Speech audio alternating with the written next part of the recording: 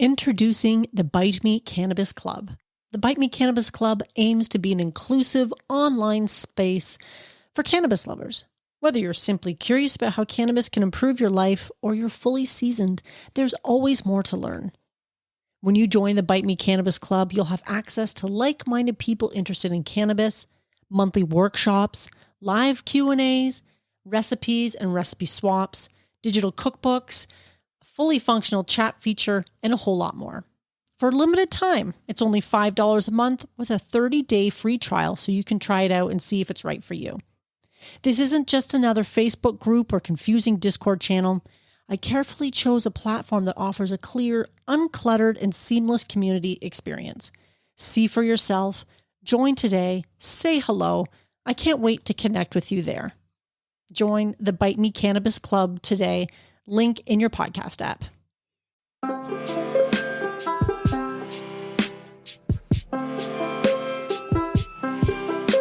In this episode, we're putting aside the baking pans and the cooking utensils for something a little bit different, but something you'll find yourself reaching for time and time again, an effective cannabis topical. This one was so easy to put together, you'll wonder to yourself, why didn't I try this before? Well, now you can. So keep listening to Bite Me, the show about edibles.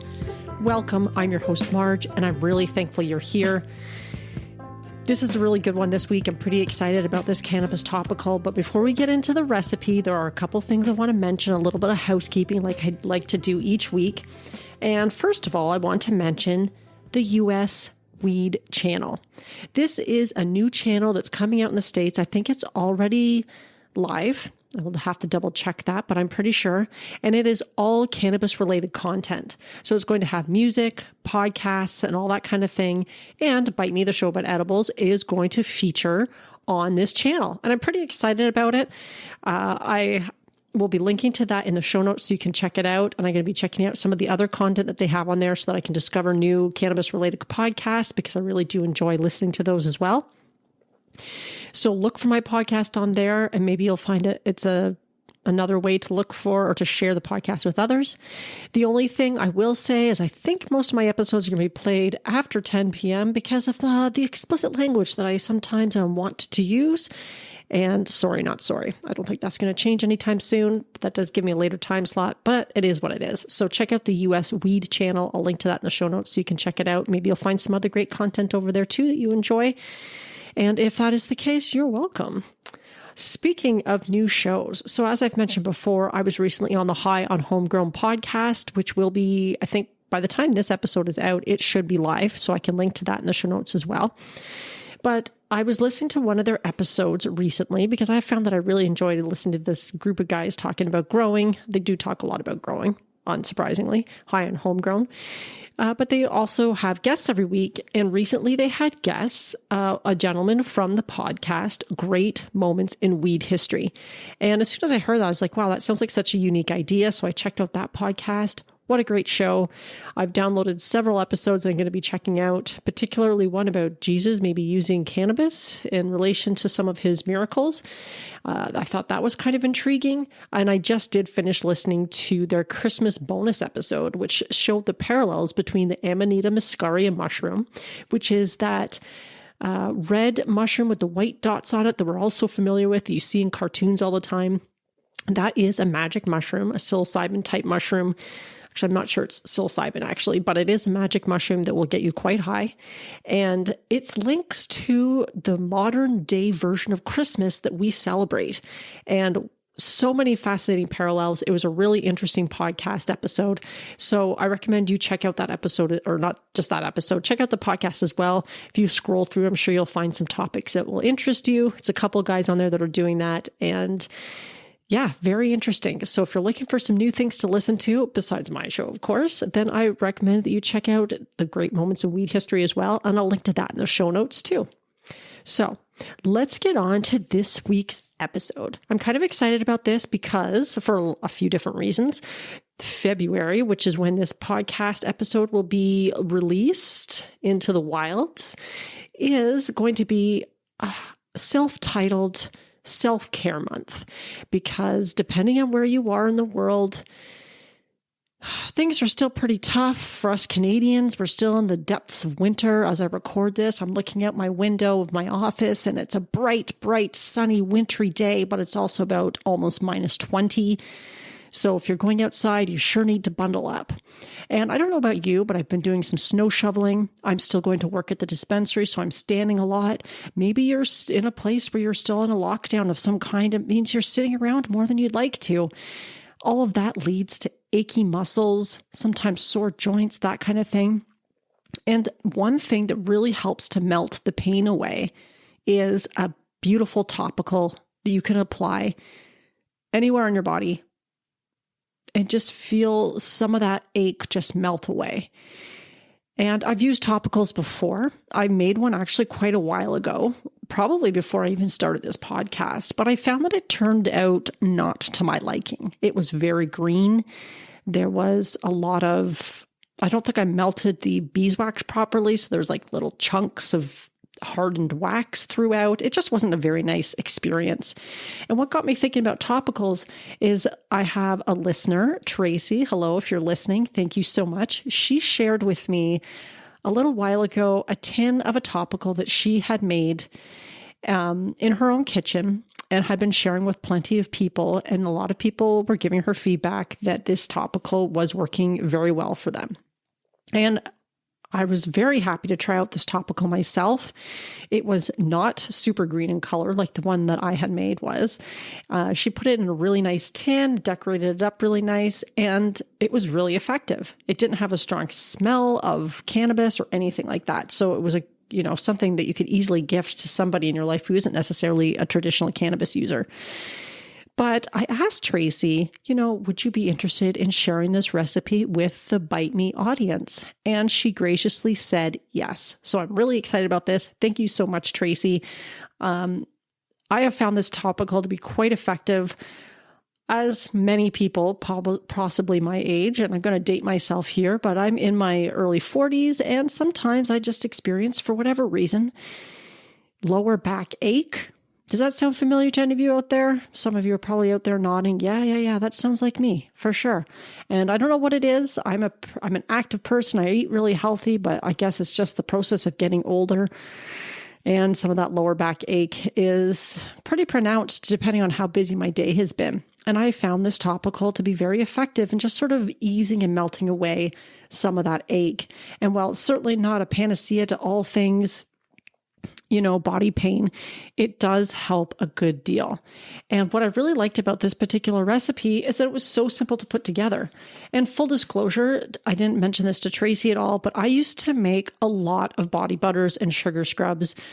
Several years ago, I had a small business with a friend of mine where that's what we did. We made body butters and sugar scrubs.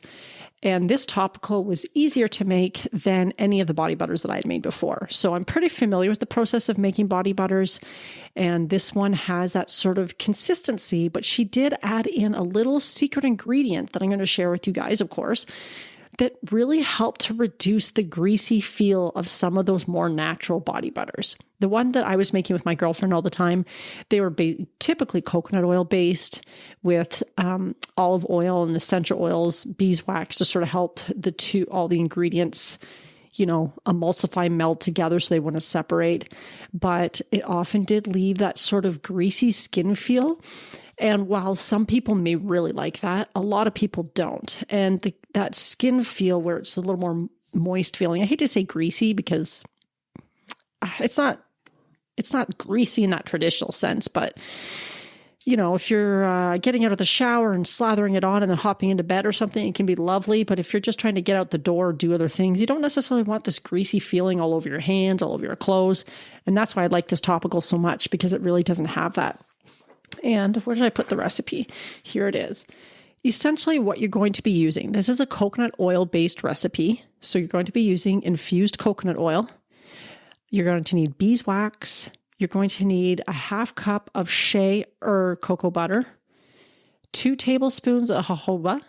And I did look it up. You could also substitute things like safflower oil, olive oil, calendula oil, if I'm saying that one properly, for the jojoba as well. And you add a half teaspoon of essential oils and a quarter cup of tapioca starch or cornstarch at the end. And it's that starch in it that's going to prevent that sort of greasy feeling that some of you may be familiar with. So that's all you need. Quarter cup of infused coconut oil. So you don't even need a whole ton. A quarter cup of beeswax, half cup of your shea or coconut butter, or cocoa butter, 2 tablespoons of jojoba, a half teaspoon of essential oils, and a quarter cup tapioca starch. Now, I know I don't have the actual other recipe right in front of me. She did recommend a certain essential oil. I can't remember what it is offhand. I should have written down because I ended up using something a little bit different. I think I had like a lemon oil. I think a lemon oil because I had a bunch of that left over from when I was doing a lot of these body butters and stuff and sugar scrubs, because I really do personally love that citrusy, bright scent. But of course, you could substitute almost anything else. And I'm just going to go here real quick and see if I can find Tracy's recipe, which I should have done before I started. I'm really sorry, guys. Where is it? I moved it somewhere. Oh, there it is. All right. Well, I can't find it offhand. I'm really sorry if I'm misrepresenting your recipe at all, Tracy, but use the essential oil of your choice. And that can be almost anything. If you want something minty, you could do like a mint or peppermint, eucalyptus for some of that more traditional pain relieving scent. A lavender might be nice. I mean, really just go with whatever it is that you like, maybe whatever it is that you have on hand. Either way, it's going to work. You just need a half teaspoon. Sorry, that's way less, a half teaspoon. I should also note that Tracy was working on this recipe quite a bit. She was sort of taking the best results that she had from 2 or 3 different recipes that she was working with to come up with her own. And again, this one is so easy to make. That's one of the things that I really like about it, because I have made, again, body butters that require whipping in a stand mixer for quite some time as it cools. And this requires none of that work. So essentially, you are going to melt the shea butter and the beeswax on your stove in a pot. You're going to add your infused coconut oil. Once all that, the shea and the beeswax is melted, add your coconut oil, let that melt. Then you're also going to blend, I think it was the jojoba and your essential oils separately together. And then you do add that to the pot. Now she says you can stir it or stir regularly as it melts for 10 minutes. I find it melts pretty quickly, and I didn't necessarily need to do it for that long, but whatever you find works best for you. And then at the end is when you can turn off the heat when it's all melted. And at the end is when you're going to add your tapioca or cornstarch. Now make sure your pot is big enough, because this did bubble up quite a bit when I added that starch. So that just means that you're going to want to make sure that the pot's big enough so it doesn't overflow and make a huge mess for you. So just keep that in mind. I mean, you could have used a pretty small pot, because again, these amounts we're working with, a quarter cup, half cup, that kind of thing, isn't a lot, but just make sure the pot does have some taller sides so that you can easily contain the bubbliness once that has bubbled up, and it doesn't last forever. Maybe give it another stir. So I did find that the starch did tend to want to settle on the bottom, but give it a good stir, and then you pour it into the containers of your choice. That was it. You just let it set. And that was the one thing I really liked about this recipe, because you're basically melting all the ingredients on the stove, and then you're just going to add it into whatever vesicle that you want to have it in. Now, here's my pro tip. It does harden. It doesn't get too hard, so it's really hard to scoop out or anything like that, but it's not maybe as soft a consistency as some of the softer body butter. So just make sure you put it maybe in a wide mouth container of some kind. I use a small little jar that I happen to have on hand, and I kind of wish I used something with a wider mouth just for it being a little easier to get out. But other than that, that would be my one big takeaway from that, is just to put it in something with a wide mouth. So if you have a wide mouth, a small wide mouth mason jar or a tin, that can work as well. And I'm sure if you're out picking up ingredients for this type of recipe, you might see them in the stores. So things like the jojoba oil or the shea butter or the beeswax aren't as hard to find these days as they used to be, because so many people are making their own health and beauty products at home. And the beeswax, I did have some on hand already. You can order that stuff online pretty easily. Tracy did recommend a company out of Toronto. I think it was out of Toronto. I can't remember the name of it offhand, but I'll link to it in the show notes because I believe this company, which I've seen around before, I haven't used them myself, but she has used them quite a bit. And this company, I do believe, delivers to both Canada and the United States with reasonable prices. And you could probably get all the stuff that you need for this stuff from that one company. But if it's just the beeswax, then maybe you can do that. I do find that some health food stores and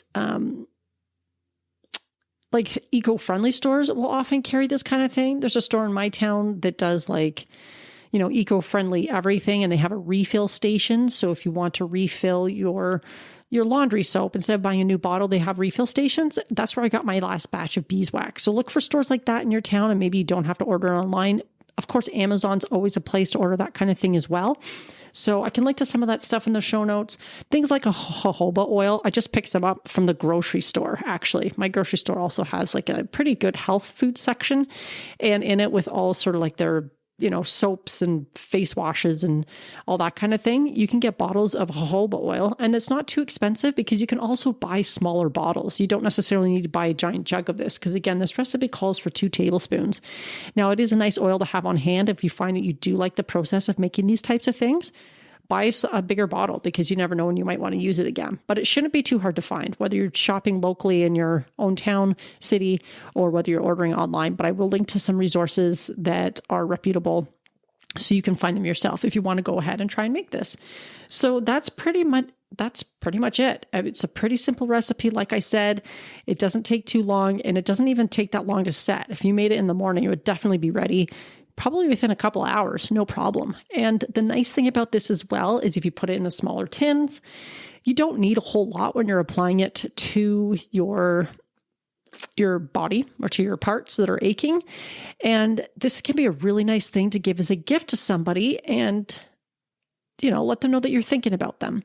So there's lots of different ways that you can make it look nice and pretty it up and give it as a gift, but it's a little something from the heart.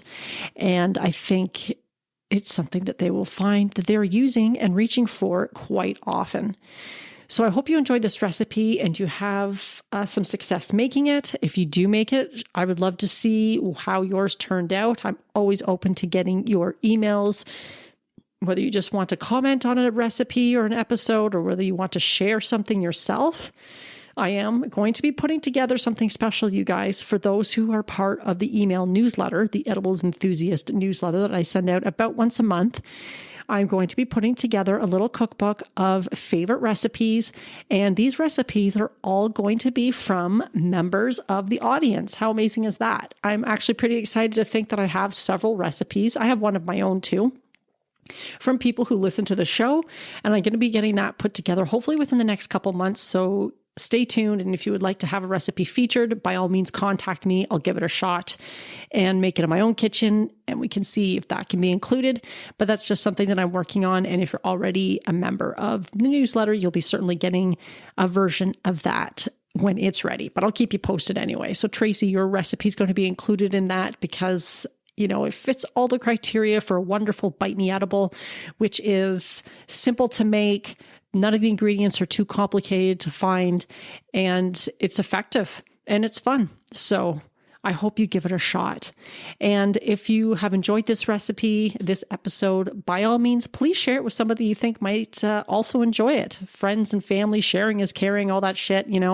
I love it when new people discover the show, and it's all because of you guys and a lot of word of mouth that happens. So if you feel also compelled to leave a review, by all means do that too. There is a link probably somewhere at the bottom of the show notes on this where you can do that pretty easily. And again, message me. I love to hear from you guys. So I think that's it for this week, friends. I hope you're staying warm. I hope you're staying healthy, and I hope you're staying high. Until next time.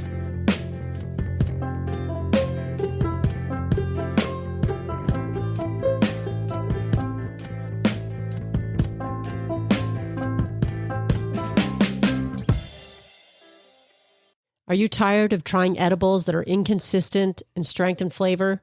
Attempting to figure out your tolerance? Do you want to take control of your edibles experience and find the optimum combination of factors that results in the best outcome? If so, this edibles journal is perfect for you. The Bite Me Edibles Journal provides a convenient and organized way for you to track and record your edibles experience, whether it's homemade edibles or store-bought. It includes 48 fillable pages. It's sized 8.5 by 11 for plenty of writing space, includes information on calculating the potency of homemade edibles, and it was created by an edibles expert. Whether you're a seasoned edibles enthusiast or just starting out on your cannabis journey, the Bite Me Edibles Journal is an essential tool for anyone interested in enjoying their edibles to the fullest. Take control of your high life with this convenient and helpful resource. Add it to your Amazon cart today. Tap the link in the show notes.